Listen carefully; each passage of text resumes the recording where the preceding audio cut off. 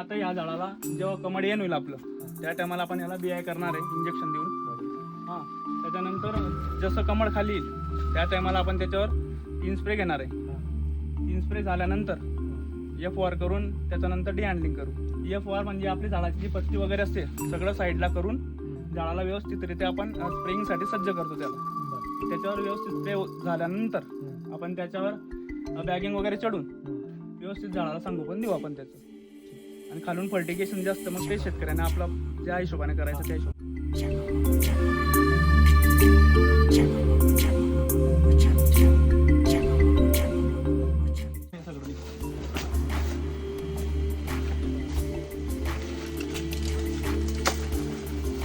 हे आपण याच्याने कट करून घेऊ शकतो.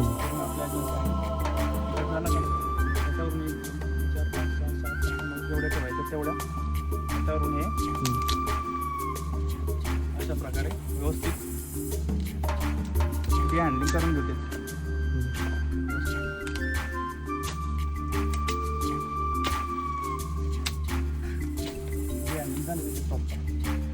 याला जेव्हा आपल्याला कमळा मोडायचं तेव्हा एका टायमाला सगळं हार्वेस्टिंग करून आपण कमळाचे ठेवू शकतो, जेणेकरून आपल्या हार्वेस्टिंग सेम टाईमला यायला पाहिजे.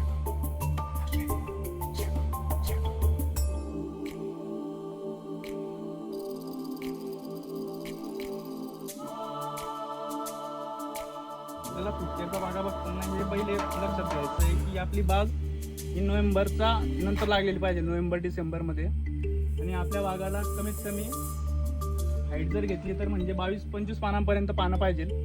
आणि झाडाचा बुंदा हा 30 इंचापर्यंत असला पाहिजे, 30 इंचाचा वरती.